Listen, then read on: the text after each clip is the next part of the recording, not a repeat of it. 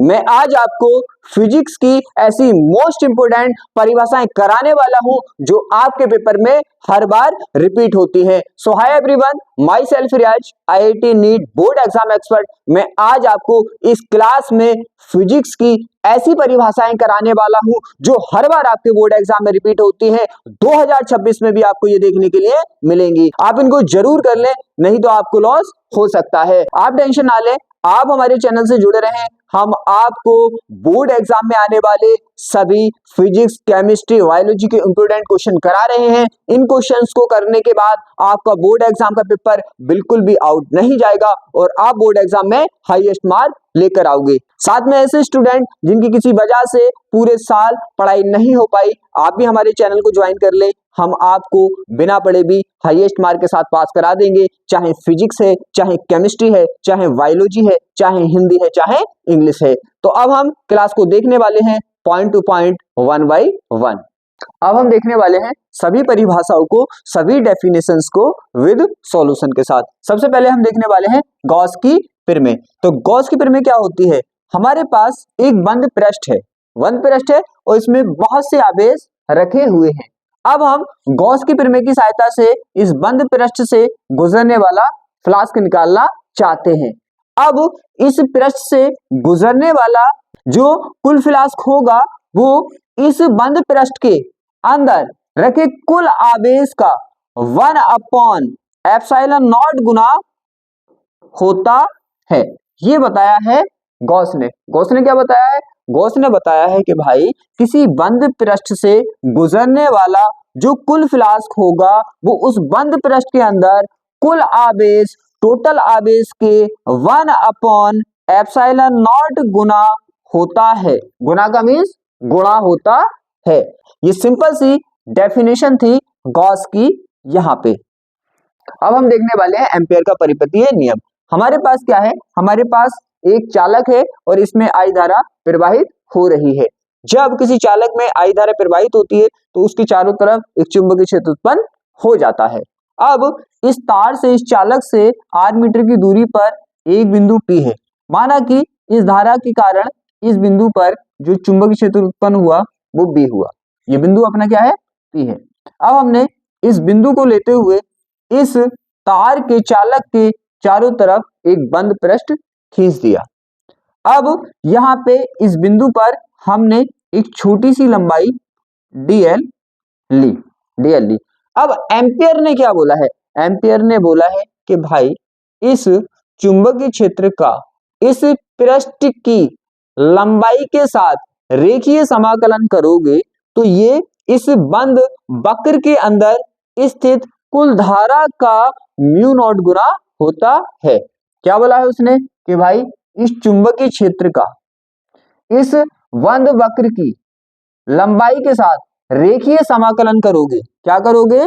रेखीय समाकलन करोगे तो ये बराबर आता है इस बंद वक्र के अंदर स्थित कुल धारा का μ0 गुना। ये बोला है एम्पियर ने। तो सिंपल सा नियम था। आगे हम देखने वाले हैं वैद्युत ध्रुव का आघूर्ण। वैद्युत ध्रुव क्या होता है? इसमें दो आवेश होते हैं, इनकी मात्रा बराबर होती है लेकिन इन पर साइन जो होते हैं वो विपरीत होते हैं। एक निगेटिव होता है, एक पॉजिटिव होता है। जैसे ये देखो, ये 5 है, ये 5 है तो दोनों 5, लेकिन एक माइनस में है और एक प्लस में है।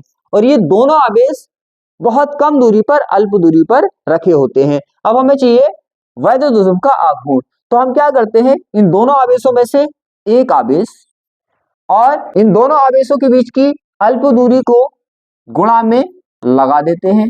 इसी को बोलते हैं हम वैद्युत ध्रुव का आघूर्ण। तो वैद्युत ध्रुव का आघूर्ण क्या है?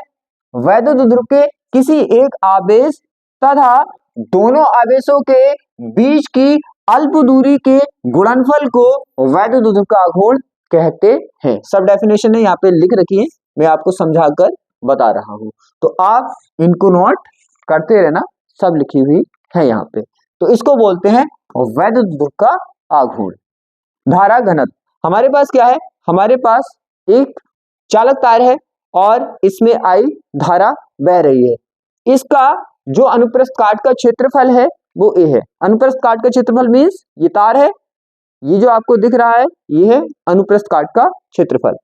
अब हमें चाहिए इसका धारा घनत्व। तो हमने क्या किया, हमने इसमें बहने वाली धारा आई और इसके अनुप्रस्थ काट क्षेत्रफल को एक अनुपात में लगाया, इसी को बोलते हैं धारा घनत्व। तो धारा घनत्व क्या है, धारा घनत्व किसी चालक में प्रवाहित वैद्युत धारा I तथा चालक के अनुप्रस्थ क्षेत्रफल A के अनुपात को उस क्षेत्रफल के किसी बिंदु पर धारा घनत्व J कहते हैं।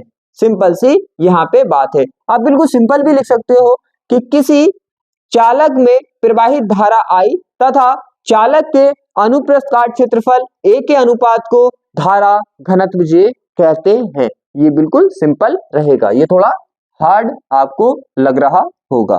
आगे हम बात करें समविभव पृष्ठ। यहाँ पे क्या होता है, हमारे पास एक वैद्युत क्षेत्र है और इसमें एक पृष्ठ रखा हुआ है। इस पृष्ठ के हर एक बिंदु पर, हर एक पॉइंट पर क्या है, विभव समान है।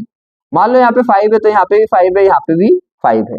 तो ऐसे पृष्ठ को बोलते हैं समविभव पृष्ठ। ऐसा पृष्ठ जिसके प्रत्येक बिंदु पर विभव समान हो समविभव पृष्ठ कहलाता है। डेफिनेशन ये सब लिख रखी है।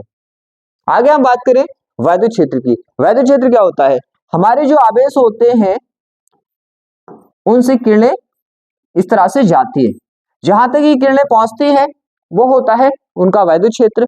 अब इस वैद्युत क्षेत्र में आप किसी दूसरे आवेश को रखते हो तो उस पर ये आकर्षण या प्रतिकर्षण बल लगाता है।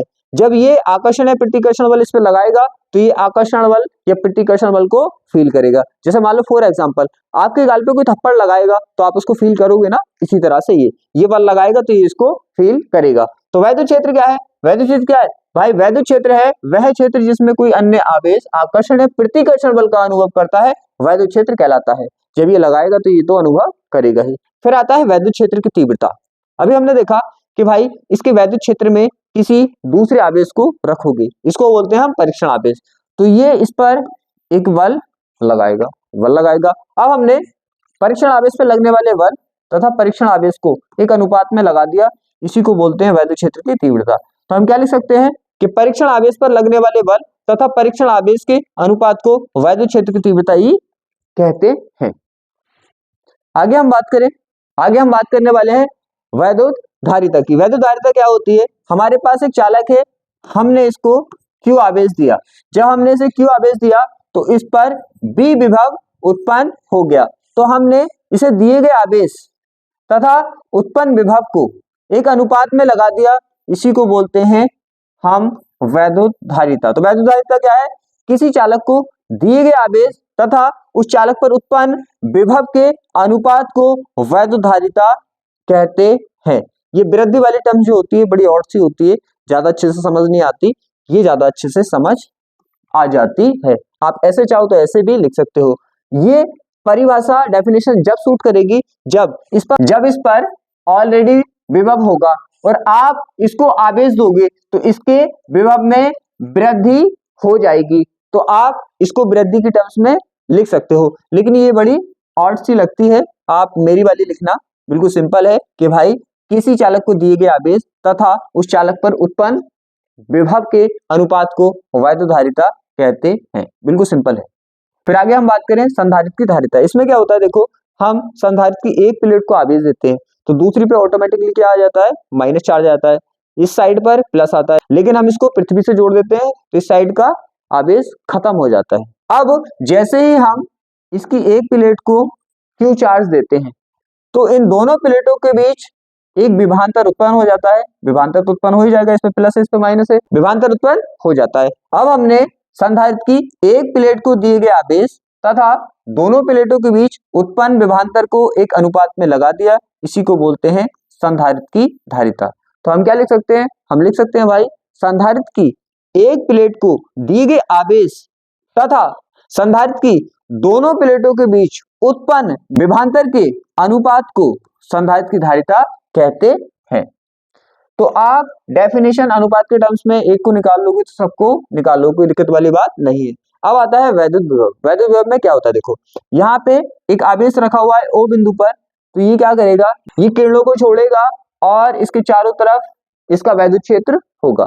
अब हमने क्या किया, परीक्षण आवेश को अनंत दूरी पर रखा। अनंत का मीन्स होता है पता नहीं कितनी है, अनलिमिटेड दूरी है, अनंत दूरी पर रखा। अब हम इस परीक्षण आवेश को अनंत दूरी से इस वैद्युत क्षेत्र में स्थित किसी बिंदु पर ला रहे हैं। हम किसी पर भी ला सकते हैं, यहाँ पे कहीं पे भी ला सकते हैं। जब हम इसको अनंत दूरी से इस वैद्युत क्षेत्र में स्थित इस बिंदु तक लाते हैं तो हमें W कार्य करना पड़ता है। अब हम इस W कार्य और परीक्षण आवेश को एक अनुपात में लगा देते हैं, इसी को बोलते हैं वैद्युत विभव। तो हम सिंपल में लिख सकते हैं कि भाई परीक्षण आवेश को अनंत से वैद्युत क्षेत्र में स्थित किसी बिंदु तक लाने में किए गए कार्य तथा परीक्षण आवेश के अनुपात को वैद्युत विभव कहते हैं। आगे हम बात करें किरचॉफ के प्रथम नियम की। किरचॉफ का प्रथम नियम क्या कहता है? बड़ा सिंपल है ये हमारे पास ज्वाइंट है, जोड़ है। यहाँ पे इन दो तारों से यहाँ पे धारा आ रही है और इस जोड़ से तीन तारों से धारा जा रही है, फॉर एग्जाम्पल आपको समझाने के लिए। अब यहाँ पे किरचॉफ के नियम के अनुसार इस संधि पर, इस जोड़ पर जितनी धारा आएगी इतनी धारा जाएगी। कहने का मीन्स ये है, हम लिख सकते हैं कि भाई किसी संधि पर, किसी जोड़ पर आने वाली धारा जाने वाली धारा के बराबर होगी। ये तो सिंपल सी बात है। जैसे मान लो फॉर एग्जाम्पल आपके पास जितनी भी कोई चीज आएगी इतनी ही तो आपसे जा सकती है, आप उत्पन्न थोड़ी कर रहे हो उस चीज को। तो इसी तरह से इस ज्वाइंट पर, इस जोड़ पर जितनी धारा आएगी इतनी ही से जाएगी। तो हम बोल सकते हैं कि किसी संधि पर, किसी जोड़ पर आने वाली कुल धारा जाने वाली कुल धारा के बराबर होती है। बिल्कुल सिंपल में आपको किरचॉफ का नियम ऐसे लिखना है कि भाई किसी जोड़ पर आने वाली कुल धारा जाने वाली कुल धारा के बराबर होती है। इस तरह से कंप्लीट की है हमने सभी डेफिनेशंस। आप अच्छे से इन डेफिनेशन को बोर्ड एग्जाम में करके जाएं। तो अब हम इस क्लास को यहीं पे क्लोज करते हैं।